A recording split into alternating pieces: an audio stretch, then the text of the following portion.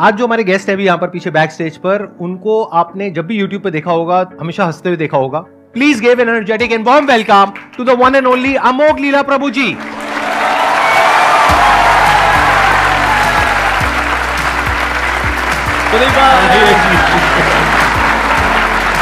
So glad to meet you. Wow, I'm seeing you in person. Amazing. Big round of applause for him.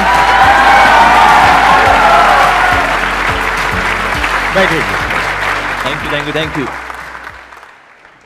मैंने कहा था ना इनकी smile बहुत कमाल की है. देखो, देख करके मन अच्छा नहीं हो गया एकदम से. Actually मेरा मन बहुत शौक है because मैं तो संदीप जी को इतना एडमायर करता हूँ. What a smile he has, my God, $1 million smile. Thank you so much जी. तो अब आप लोगों के माइंड में जो भी क्वेश्चंस हैं, जो भी आप इनसे पूछना चाहते हैं, प्लीज गो अहेड. मेरा क्वेश्चन है, अभी मतलब मेरे हस्बैंड बाहर बैठे हैं तो मैं उनसे ये पूछ रही थी कि मैं उनसे पूछूं क्या. तो उन्होंने कहा तू यही पूछना जो तू हमेशा मेरा दिमाग खाती रहती है बाहर पूछ के. तो दिक्कत ये है सर कि मेरी लाइफ में कुछ दुख है, पर आज तक वो दुख मुझे पता ही नहीं चला, क्योंकि मेरे हस्बैंड भी अच्छे हैं. नहीं सच में मेरे हस्बैंड बहुत अच्छे हैं, मेरे ससुराल वाले अच्छे हैं, घर में सब अच्छे हैं, मुझे कुछ काम भी नहीं करता, मेरी मर्जी से मुझे सब कुछ करने के लिए मिल रहा है, फिर भी मुझे पता ही नहीं चल रहा दुख क्या है. आपकी दूसरा शादी ये कितने भी टाइम पहले हुई थी? 1 साल पहले. हाँ, 1 साल से दुख है. लेकिन सर Actually शादी ऐसा नहीं कि शादी की वजह से ही दुख होते हैं. बहुत अच्छे ऐसे भी गृहस्थास हैं, they are very happy in household life. तो एक्चुअली दुख वाला किस वजह से होता है? जैसे फॉर एग्जाम्पल अगर किसी को अगर पिंपल हुआ हो, ठीक है, कोई इसको आगे बुगली बुगली वुश कर दे, बुगली बुगली गंदे बदतमीज. पर एक्चुअली उसके बुगली बुगली वुश करने से पेन नहीं है, ये मेरे खुद के पिंपल की वजह से पेन है एक्चुअली, राइट. तो इसलिए हमारा क्योंकि मन ही इतना लो क्लास हो रखा है, इसलिए कोई भी आके हमारी खुशियों को कभी भी छीन सकता है एक्चुअली. तो जब मन के अंदर वायरसेस होते हैं ना, तो आप कुछ भी ढंग का नहीं कर पाते. और कभी और कौन कब आपको दुख दे जाए कुछ नहीं पता. ये औरों की वजह से दुख नहीं है, ये दुख वास्तव में मेरी वजह से है. तो इसलिए हमें अपने मन को चंगा करना पड़ेगा. मेरे पास एक समय एक फैमिली आई थी, उन्होंने बोला कि हमारी बहू है जी बड़ा दुखी रहती है. मैंने कहा क्यों दुखी रहते हो आप? मैंने कहा आपके पति अच्छे नहीं हैं. नहीं जी बहुत अच्छे पति है मेरे, एकदम देवता स्वरूप मेरे पति हैं. मैंने कहा फिर आपके इन लॉज दुखी करते होंगे. मैंने कहा देखिए इन लॉज होते हैं, माता पिता होते हैं. नहीं बिल्कुल माता पिता से ज़्यादा प्यार करते हैं मेरे को, ऐसा मत बोलिए आप. मैंने कहा अच्छा. मैंने कहा ये बच्चे तंग करते होंगे. मैंने कहा बच्चे देखो कलयुग का प्रोडक्ट है सबके सब, ये तो क्या करना है इसलिए. नहीं जी ऐसा मत बोलिए आप, मेरे बच्चे बहुत अच्छे हैं. मैंने कहा अच्छा फिर फाइनेंशियल क्राइसिस रहते होंगे. मैंने कहा देखिए लक्ष्मी तो सिर्फ नारायण के चरणों में ही स्टेबल रहती है, बाकी जगह तो कभी आनी है कभी जानी है. जो राजा है वो रंग है, जो रंग है वो राजा है. नहीं ऐसा नहीं है, बहुत पैसा है हमारे पास, financially I am also fine.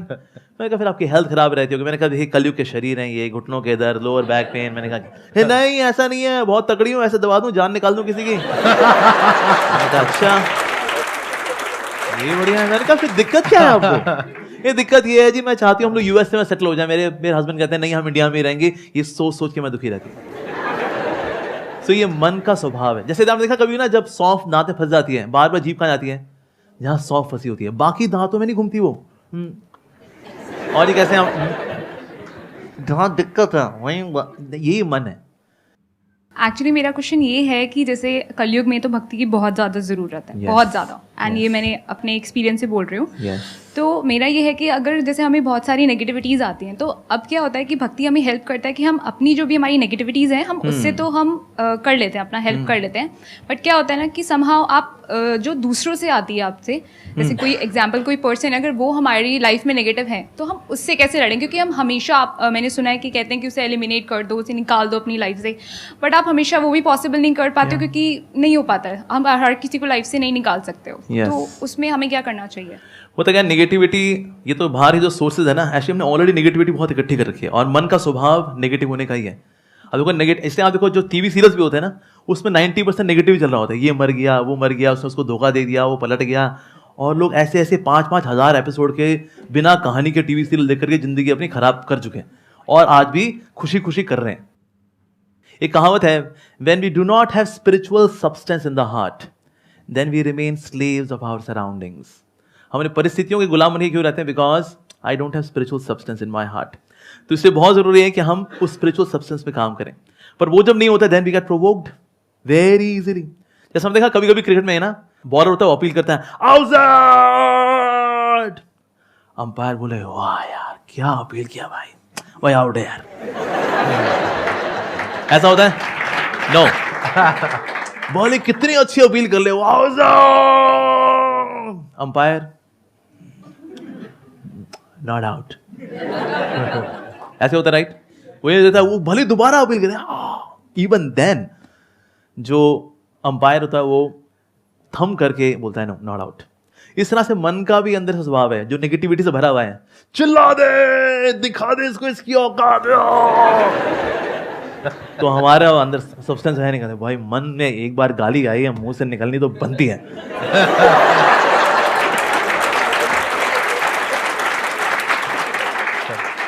और होता क्या है, when you have that spiritual substance in the heart, ये जो भक्ति से जो मिलने वाला जो सब्सटेंस है, ये इतना कंडेंस्ड होता है एक्चुअली, वो आपको ठहराव देता है कि जो प्रोवोकेशंस आती है, when negative person is inciting you to behave in negatively,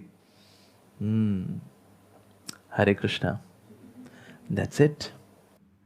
देखिए बेसिकली क्या होता है कि हम चाहे उसको भक्ति कहें, चाहे स्पिरिचुअलिटी कहें, चाहे राइट अंडरस्टैंडिंग कहें of the scriptures, but the point is कि जब अंदर से आप स्ट्रांग होते हो, अंदर से आपको स्ट्रेंथ मिलती है, तो दो चीजें होती हैं। या तो ये जो नेगेटिव लोग होते हैं वो जब आपके पास में आते हैं तो ज्यादा देर तक वो आपके साथ नहीं रह सकते, वो अनकंफर्टेबल होने लग जाएंगे, आप नहीं होगे, वो होने लग जाएंगे, तो वो अपने आप ही दूर हो जाएंगे। लेकिन कई बार लाइफ में ऐसी सिचुएशंस आएंगी जब कोई ऐसे लोग आपको मिलेंगे, वो आपके ऊपर अटैक करने लग जाएंगे, that could be verbally, physically और in any way which is not right. उस वक्त आपको लड़ने की स्ट्रेंथ चाहिए, वो स्ट्रेंथ भी आपको स्पिरिचुअलिटी से मिलेगी। Then you need to have that kind of a frame of mind कि बड़े आराम से ठंडे दिमाग से सोच करके समझ करके फिर आपको लड़ना है। जैसे महाभारत में भगवान कृष्ण ने बोला अर्जुन को लड़ने के लिए, ये थोड़ी कि भागने के लिए, जब लड़ने का मौका आ गया है तो लड़ना भी है। तो ऐसा नहीं है कि there is one solution for all kinds of situations, there are different kinds of people and we need to deal it in a different way. For example, आप कहीं पे जॉब करते हो और वहां पे मान लेते हैं कोई बॉस है आपका और वो आपसे बदतमीजी से बात कर रहा है, वहां पे you need to have that kind of strength कि आपको उसके सामने खड़े होकर के बोलना है, चाहे सबके सामने चाहे अकेले में, इनफ इज इनफ, आज के बाद में दोबारा से मेरे से इस तरीके से बात नहीं करनी है। सिंपल, यही तो बोलना है। इसके लिए भी तो स्ट्रेंथ चाहिए ना। तो वो स्ट्रेंथ कहां से आती है? जब हमारे अंदर एक कॉन्फिडेंस होता है कि हां मेरे साथ में या तो कोई है, दैट कुड बी भगवान, शक्ति, या फिर अगर मैं कुछ सही करूंगी तो मेरे साथ में गलत हो कैसे सकता है। हाँ, शॉर्ट टर्म में हो सकता है, लॉन्ग टर्म में हो ही नहीं सकता, अगर मेरी नीयत साफ है तो। ठीक है, ठीक है जी।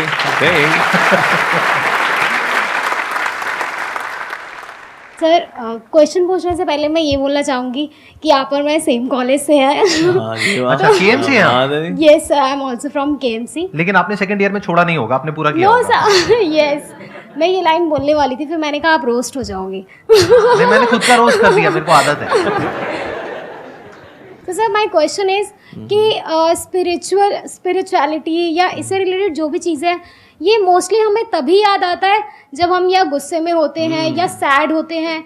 ये चीज़ें जब हम पार्टी कर रहे होते हैं, एंजॉय कर रहे होते हैं, तब हम नहीं सोचते कि क्या है स्पिरिचुअलिटी या हमें मेडिटेशन करना चाहिए। तो सर कैसे हम इसे अपनी लाइफ में इम्प्लीमेंट कर सकें कि या तो हम बहुत खुश हो या बहुत दुखी हो, बट एक बैलेंस रहे, और कैसे हम अपने स्पिरिचुअलिटी की जर्नी को स्टार्ट करें और उसे परस्यू करते रहें। एक्चुअली ना ये इसमें दोष ऐसी आप लोगों का नहीं है, दोष है मीडिया का।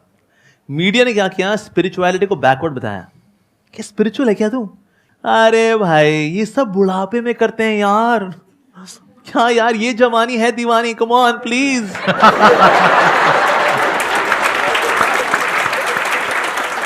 तो मीडिया में ऐसे दिखाते हैं, किसी को दिखाना होगा ना कोई जाहिल आदमी है, बेवकूफ आदमी है, वो ऐसा कर होगा, अरे टन टन टन, और एक जीनियस आदमी बड़ा हैंडसम गुड लुकिंग व्यक्ति आएगा, I am a self made man, मैं जो हूं अपने दम पे हूं, और ये दिखाते ये है पॉजिटिव कैरेक्टर। और जो भगवान को मानने वाला है बेसिकली क्या है, नॉट सो इंटेलिजेंट। और एक तरह के ये भी एक कंफ्यूजन है कि बुढ़ापे में ही स्पिरिचुअल होते हैं। भाई अभी तो जिम्मेदारियां हैं जी, गृहस्थ हैं हम लोग अस्त हैं, व्यस्त हैं, त्रस्त हैं, चारों खाने पस्त हैं, क्योंकि हम गृहस्थ हैं। अभी थोड़ी ना।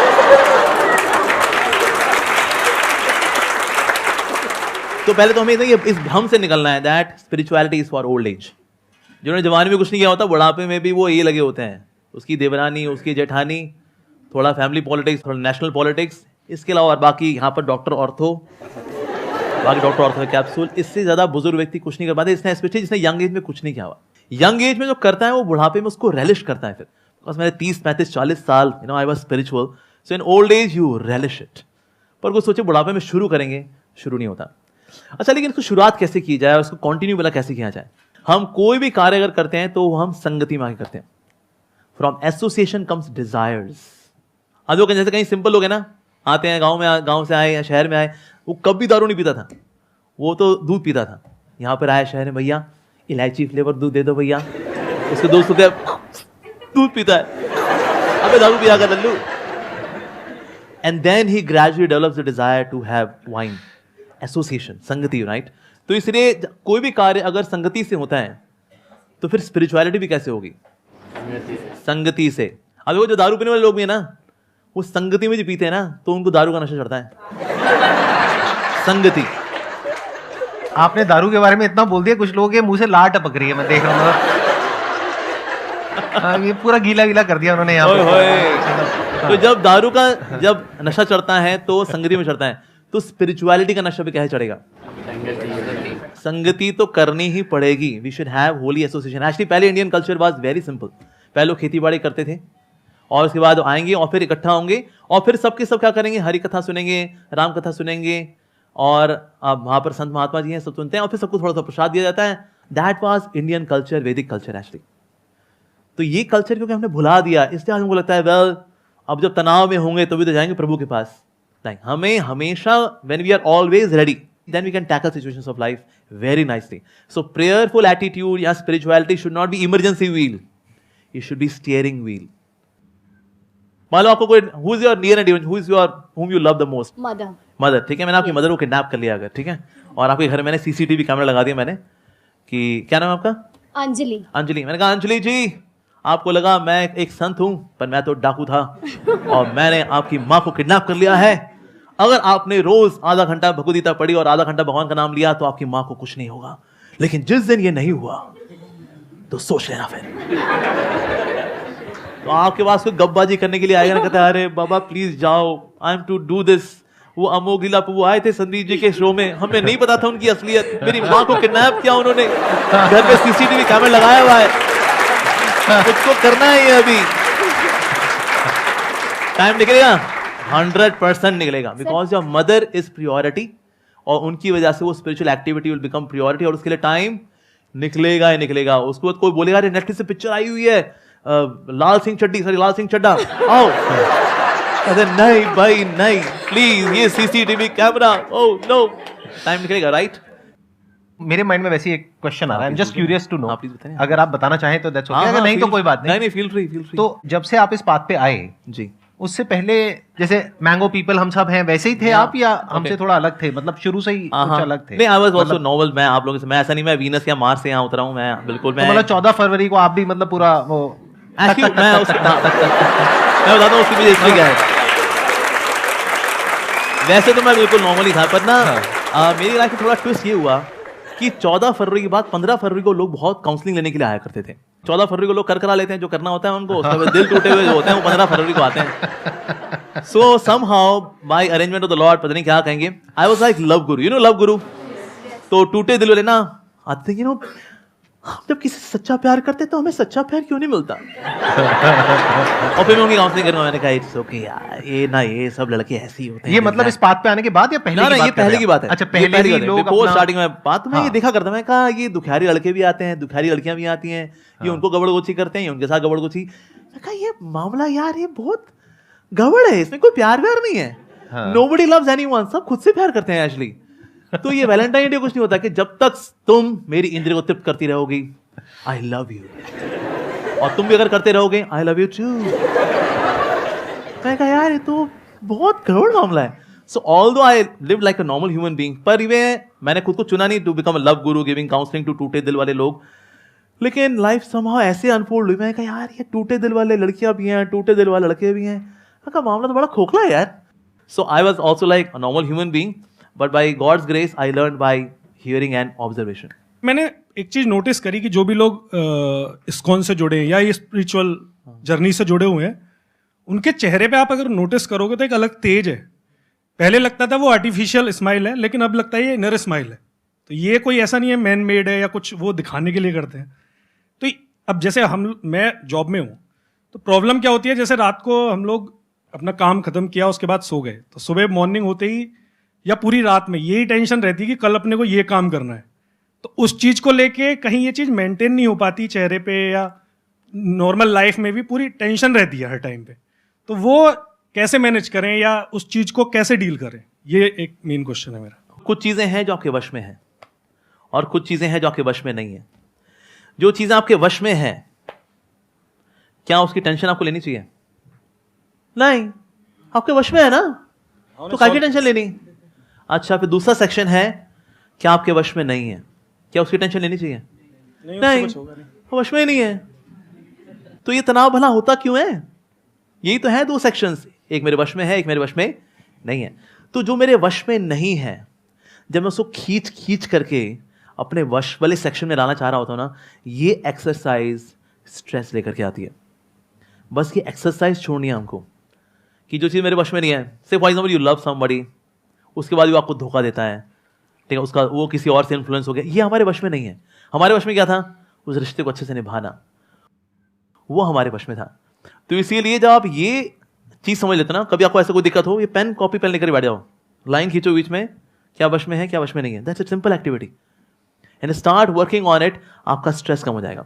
अब जितने लोग भी तनाव में रहते हैं ना, जितने भी कंट्रोल फ्रीक्स हैं, ये तनाव में रहेंगे, बिकॉज यार always controlling controlling controlling controlling, मैं लोगों को कंट्रोल कर लूँ, स्थितियों को परिस्थितियों को कंट्रोल कंट्रोल कंट्रोल, फिर चीज़ें जब कंट्रोल के बाहर जाती हैं, उससे भी तनाव आता है। दूसरे हैं परफेक्शनिस्ट, इनको भी बहुत तनाव आता है, बिकॉज सबको उनको चाहिए एवरीथिंग 10/10, सबको 10/10 होना चाहिए। मेरी एजुकेशन 10/10, मेरी सैलरी 10/10, मेरी सेविंग्स में 10/10, मेरी गाड़ी 10/10, मेरी वाइफ 10/10, मेरा पड़ोसी 10/10, पड़ोसी की पत्नी 10/10।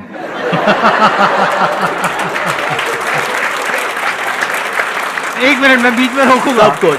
सर, ऐसे जोक्स कहाँ से आते हैं? मतलब हम लोग ऐसी जोक्स मारे समझ आता है, बट आपके अंदर ये जोक्स आते कहाँ से हैं? ये मैन्युफैक्चरिंग डिफेक्ट है, ऑब्जर्वेशन है ना? आपके पास में जो लोग आते हैं अपने दुख लेकर के, तो वहां पे आप उनको ऑब्जर्व कर लेते हैं। बढ़िया, बताइए। सो ये सेकंड क्लास, इनको तनाव होता ही होता है, परफेक्शनिस्ट। तीसरे है एंजॉयमेंट मैनिएक्स, जिनको हर चीज में मजा चाहिए, जो करेंगे ना यार मजा करेंगे यार, नौकरी करूंगा ना मजा होगा, मैं शादी करूंगा ना मजा के लिए, मैं सब कुछ मजे के लिए करता हूँ, मजा मजा मजा मजा। जब मजा नहीं होता, अबे यार फूक गई हमारी जिंदगी। हर चीज मजे के लिए थोड़ी होती है। There are few things to be done out of duty. For example पढ़ना ही है, ठीक है जी, अब उसमें मजा तो नहीं आ रहा, अबे यार C++, जावा, इनको पढ़ते पढ़ते मर जावा, क्या करूं यार, ड्यूटी है। ऐसे so few things are to be done out of sense of duty. तो ये तीन तरह के लोग, इनको तनाव रहेगा ही रहेगा। कौन से लोग हैं? Control freaks, perfectionist, enjoyment maniacs. जितना आप इन एटीट्यूड से अपने आप को अलग कर पाओगे ना, उतना आप बिंदास हो जाओगे। आपने ये कहा कि जो लोग स्पिरिचुअल पाथ पे चल रहे होते हैं, जैसे कि प्रभु जी हैं या इनके जैसे और जो लोग हैं, तो उनके चेहरे पे एक अलग ही तेज होता है। आप जो कि जॉब कर रहे हो, वहां पर वो पॉसिबल नहीं हो पाता है। तो यहां पर एक बहुत बड़ी प्रॉब्लम है। वो क्या है कि एक सिचुएशन है जिसके बारे में हमें कुछ नहीं पता है, लेकिन हमने कुछ अज्यूम कर लिया है। जैसे कहावत आप लोगों ने सुनी होगी, दूसरे की थाली में घी हमेशा ज्यादा लगता है। ये मत समझना कि हमारी लाइफ में कोई प्रॉब्लम नहीं है या किसी की भी लाइफ में कोई प्रॉब्लम नहीं है। सबकी लाइफ में अपनी अपनी प्रॉब्लम्स होती हैं, अलग अलग तरीके की होती हैं। तो गड़बड़ क्या हो रही है, आप अभी जो हो, आपको लग रहा है वहां पर कुछ इश्यू है। क्यों? क्योंकि आपको इन कंपैरिजन आपको ये लग रहा है कि हमारी लाइफ में कुछ बेटर है। That could B me, that could be him, that could B anybody else. मैं आपको सच बता रहा हूं, सच, कि अगर आपको कुछ दिन के लिए इस बॉडी में से निकाल दिया जाए और इस बॉडी में रख दिया जाए, मैं इनकी बात नहीं करता, अपनी बात करता हूं, इस बॉडी में रख दिया जाए, आप 2 दिन में परेशान हो जाओगे। मतलब मेरी लाइफ इतनी गंदी नहीं है लेकिन आपके लिए गंदी है, क्योंकि आपकी अपनी एक पर्सनालिटी है, आपका अपना एक बेसिक थॉट का, माइंड का स्ट्रक्चर है। तो आपके लिए आपकी लाइफ बिल्कुल परफेक्ट है।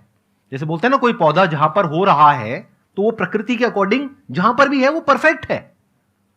अब वो पौधा अगर किसी और के जैसा बनना चाहता है तो दूर से देखने में बड़ा अच्छा लग सकता है, लेकिन जब वो वहां जाएगा एक्चुअल में, तब उसको समझ आएगा।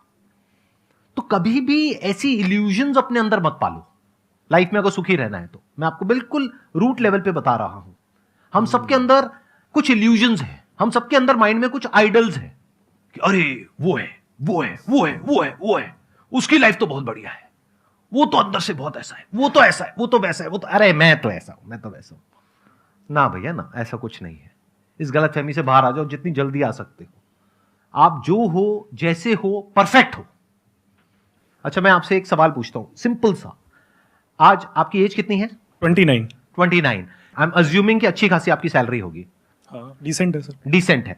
तो जब आप 17-18 साल के थे, क्या आपने सोचा था कि आज आप इस लेवल पे होंगे? चार्टर्ड बनने के बाद जो सोचा था उसके डबल पे तो एटलीस्ट हूं मैं, जो सोचा तो था। जितना आपने सोचा था उसके आप अभी डबल पर हो। राइट। अगर हम 10 साल पीछे चले जाएं तो। हाँ। बल्कि 10 साल पीछे तो ये भी क्लियर नहीं होगा कि पता नहीं जॉब भी लगेगी या नहीं लगेगी, पता नहीं सीए भी कंप्लीट होगा या नहीं होगा, पता नहीं कितने अटेम्प्ट्स में होगा। जी। राइट, ऐसे सब थॉट चल रहे थे। राइट। तो आज आपको उससे डबल मिल चुका है जितना आपने सोचा था। राइट। लेकिन अब प्रॉब्लम की जड़ क्या है? सोचो। प्रॉब्लम की जड़ अगर देखा जाए तो एक ही है। If you start comparing yourself with someone else, that could be anyone, that could be a guru, that could be an idol, that could be a person, that could be your friend, your relative. मेरी salary जितना मैंने सोचा था उससे तो double है, लेकिन वो मेरे परिवार में वो है ना, उसकी 10 गुना है। ये प्रॉब्लम है कि मेरी लाइफ वैसे तो बहुत बढ़िया है, लेकिन इनकी लाइफ मेरी लाइफ से भी बहुत बढ़िया है। काश मेरी लाइफ ऐसी होती। आपको 4 दिन के लिए ऐसी लाइफ मिल जाएगी ना, तब आपको समझ में आएगा कि कितनी तपस्या करनी पड़ती है, सुबह कितने बजे उठना पड़ता है, कितना कुछ करना पड़ता है। इसमें कुछ आप ऐड करना चाहेंगे? एक्चुअली इसमें एक और चीज़ है जो कि बहुत अच्छी चीज़ हाईलाइट किया संदीप जी ने कि ना, we all have our own individuality, और उस इंडिविजुअलिटी की ना कभी इंसल्ट नहीं करनी चाहिए। God has made each and every soul unique. When we compare ourselves कि हम भी वैसे बन जाएं, आप इंस्पिरेशन ले सकते हैं किससे। मान लो को संदीप से इंस्पिरेशन लेता है अगर, कि कितना अच्छा समझाते हैं, इंस्पिरेशन ले ले। इंस्पिरेशन लेने के लिए कोई मनाही नहीं है, लेकिन हम जब वैसा ही बनना चाहते हैं, अपनी इंडिविजुअलिटी को इनहाइलाइट करना चाहते हैं, that will lead to stress. Thank you Prabhu ji यहाँ पर आने के लिए। मुझे बहुत अच्छा लगा आपसे मिलकर। मुझे बहुत अच्छा लगा आपसे मिलकर के। Big round of applause for him. Thank